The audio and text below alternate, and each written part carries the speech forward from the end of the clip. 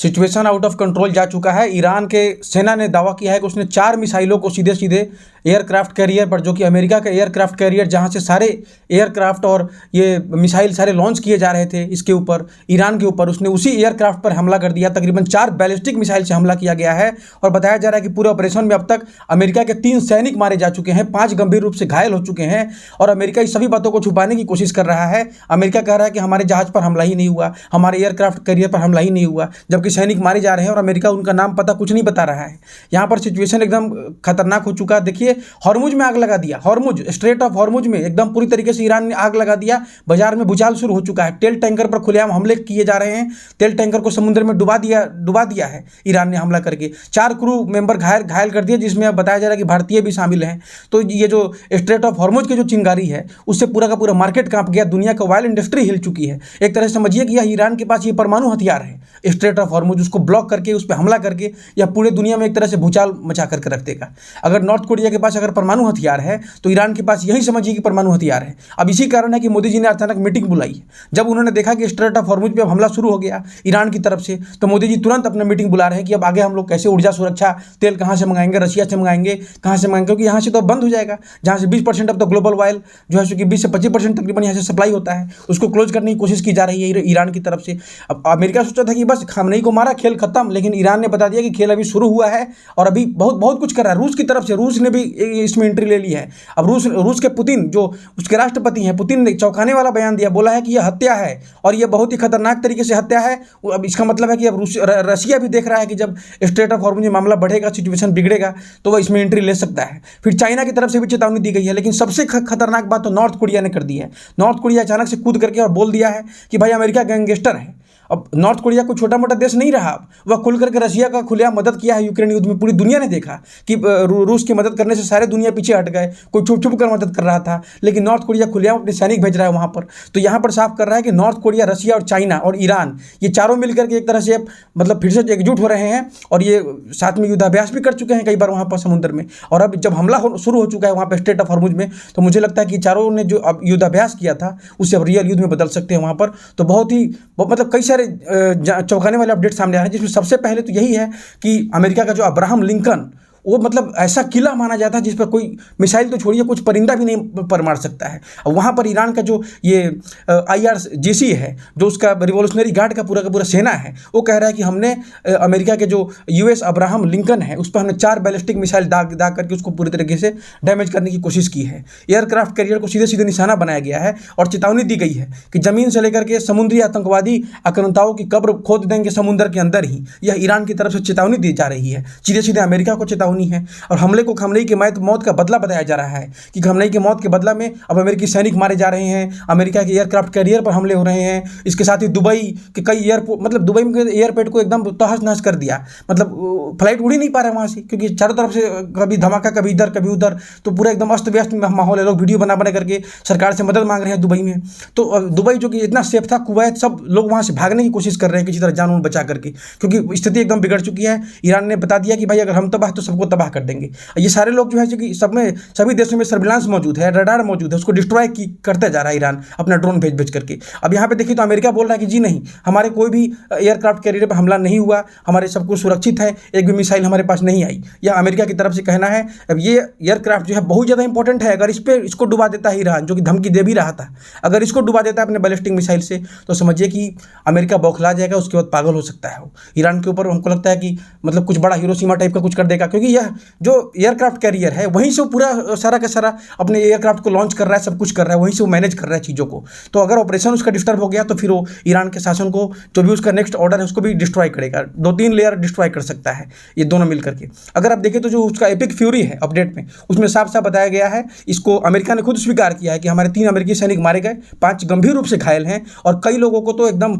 मतलब खतरनाक तरीके से चोट भी आई है। अमेरिका ने कंफर्म कर दिया है कि किसी को क्षण लग गया, किसी को क्या कहते हैं मतलब हड्डी उड्डी में चोट लग गया बहुत, क्योंकि इसका बैलिस्टिक मिसाइल से हमला ही बहुत खतरनाक तरीके से हो रहा है ना ईरान में। मतलब एकदम यूएई पागल हो चुका है। यूएई को तो समझ नहीं आ रहा कि हमारा इकोनॉमी का क्या होगा। चारों तरफ से यूएई का क्रेडिबिलिटी और सब कुछ उसका डिस्ट्रॉय हो चुका है। दुबई अब से माना ही नहीं जा रहा, जरा भी लोग वहाँ से भागने के लिए एकदम बेचैन है। अगर आप देखें तो पूरा का पूरा जो है सो कि अमेरिका कह रहा है कि मेजर कम्बैट ऑपरेशन जारी है और जो हमारे सैनिक मारे गए हैं हम उनके परिवार को सूचना देंगे। अभी पहचान लेकिन सार्वजनिक नहीं कर रहा है अमेरिका, न जाने क्यों। अगर आप देखें तो ईरान की नौसेना पर अमेरिका की तरफ से हमला किया गया और सबसे पहले उसके एक जो क्लास कावेट पर हमला किया गया। ये जो उसका वेसल है, शायद कोई जहाज छोटा मोटा, उस पर हमला किया गया। और फिर अगर आप देखें तो जहाज जो है कि ओमान की खाड़ी में उसको डुबा भी दिया गया। वहीं पे अमेरिका ने ईरान के जहाज पर हमला किया, उसको डुबा दिया। और उसके बाद ईरान और भी ज़्यादा बौखला गया और बोल दिया कि अब यहाँ पे स्ट्रेट ऑफ हॉर्मुज से कोई भी जहाज इधर उधर गया, खास करके अमेरिका का, तो उसको टारगेट किया जाएगा। ये पहले ही बता चुका है। तो स्ट्रेट ऑफ हॉर्मुज में आग लग चुका है एक तरह से। अगर आप देखें तो ये मैंने पहले ही बताया कि ये एक तरह से ईरान के लिए न्यूक्लियर बॉम्ब है। ये स्ट्रेट ऑफ हॉर्मुज को अगर बंद कर देता है तो पूरी तरीके से तहलका मचा देगा, मार्केट को हिला देगा।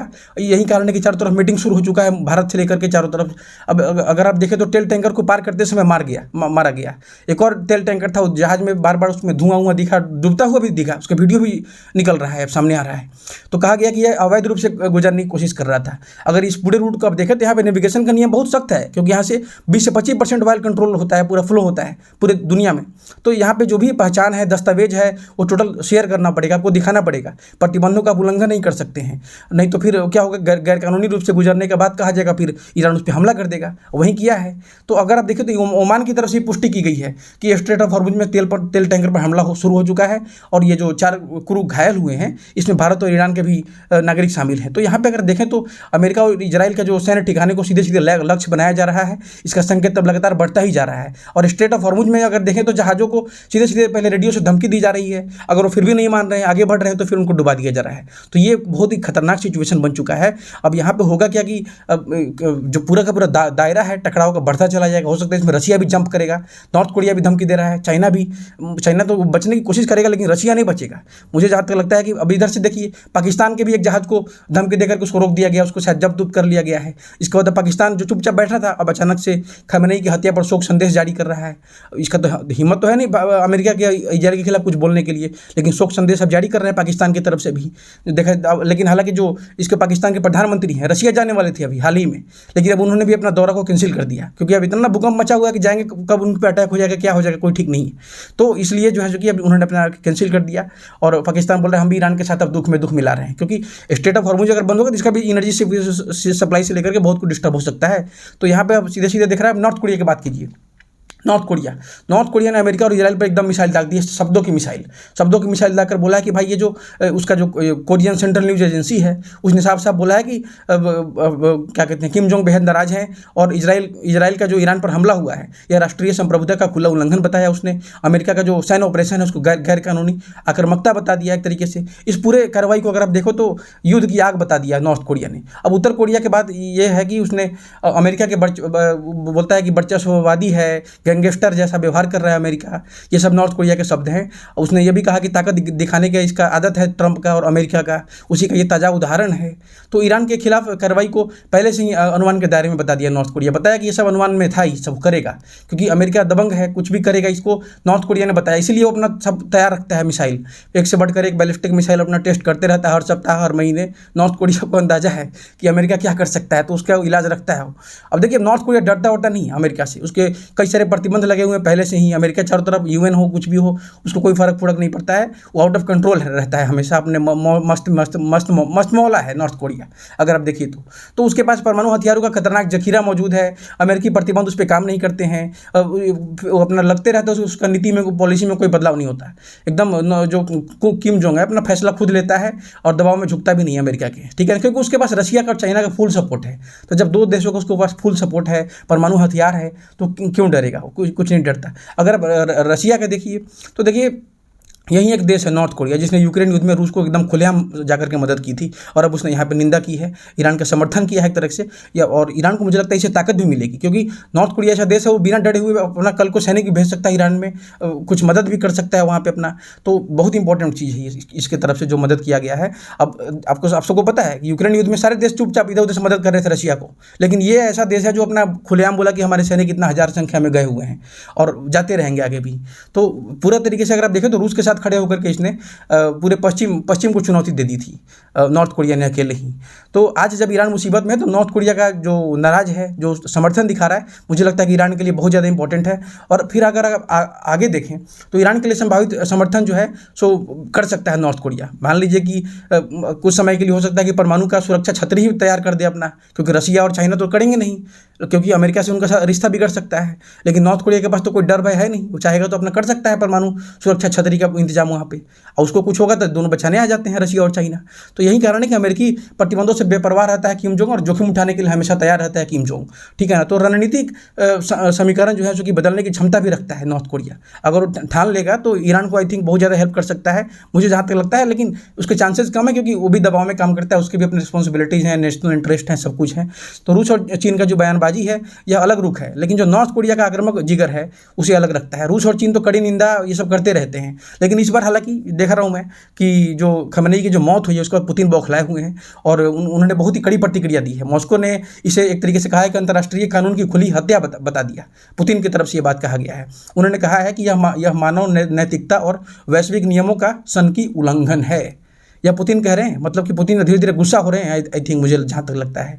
तो पुतिन ने ईरान के राष्ट्रपति मसूद पेजेश्कियान को पत्र लिख करके भी उन्होंने संवेदना जताई है, और खमेनेई को रूस और ईरान के रिश्ते को मजबूत करने वाला प्रभावशाली नेता बताया। और सच भी है, क्योंकि देखिए खमेनेई रहते हुए कभी भी अमेरिका के सामने झुके नहीं, बल्कि हमेशा रशिया के साथ अपनी दोस्ती को मजबूत करते रहे।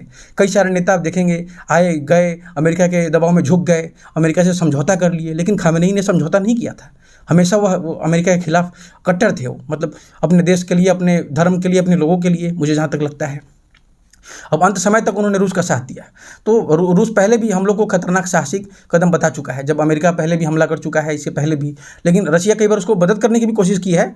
अब यहाँ पे वही मैं उस पर मैं चर्चा करना चाहता हूँ ना। 2025 में देखिए क्या हुआ, जब रूस और ईरान ने रणनीतिक साझेदारी की थी और संधि पर हस्ताक्षर किए कि भाई हम कोई भी संकट आएगा, हमला वगैरह होगा तो हम एक दूसरे की मदद करेंगे।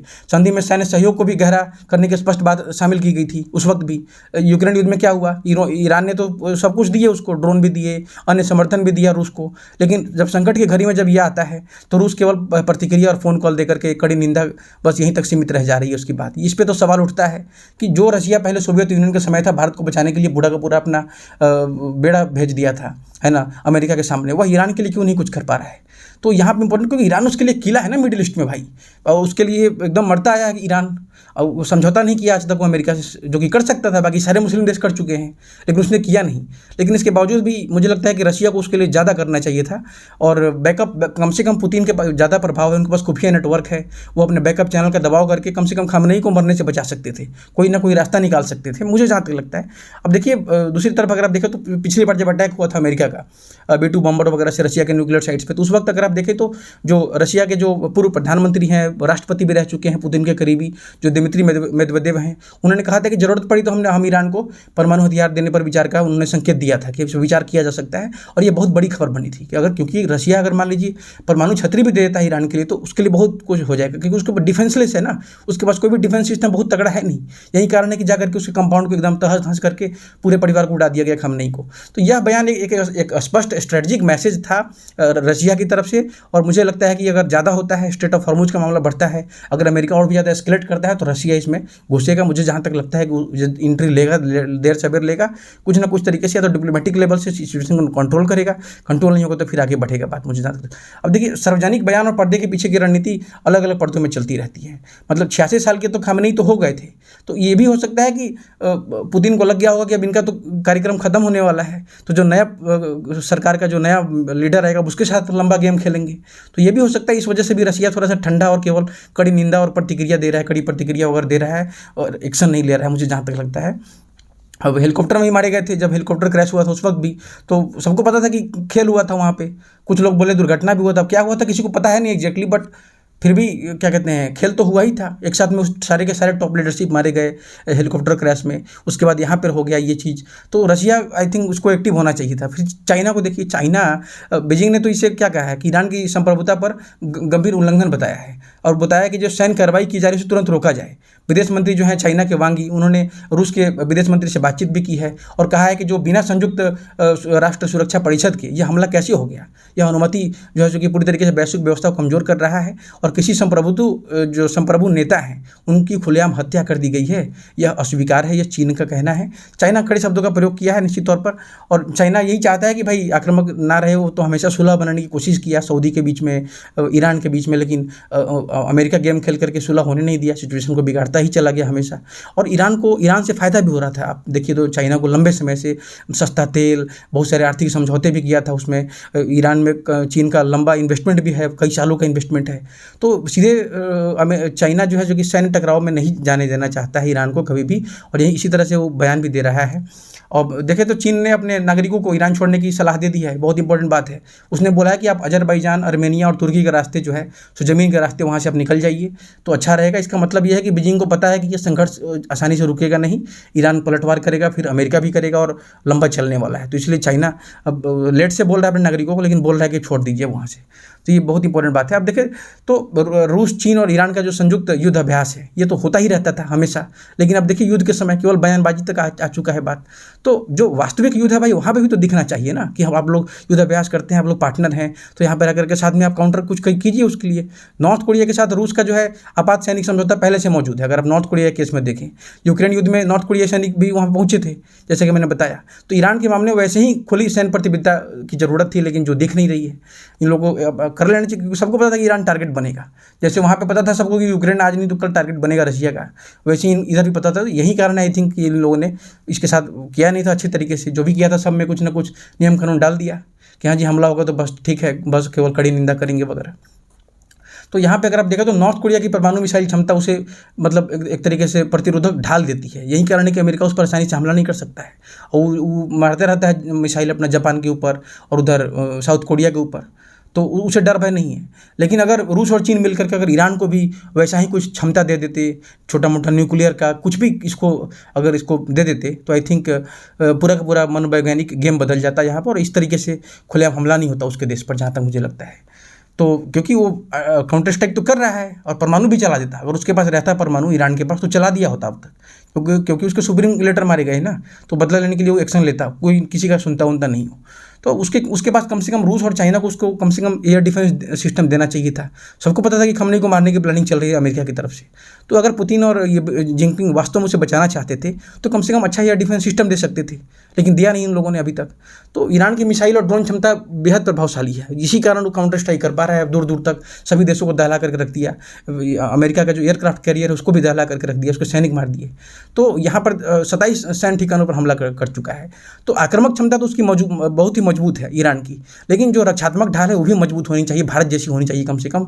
जैसे भारत ने देखा आपने कि पाकिस्तान का कोई भी हथियार इधर आया ही नहीं सही तरीके से, सबको ऊपर में डिस्ट्रॉय कर दिया गया, खत्म कर दिया गया। तो मुझे लगता है ईरान के पास भी ऐसा क्षमता देना चाहिए था इन लोगों को, क्योंकि उनके करीबी है, मिडिल ईस्ट में एक किला बचा हुआ है।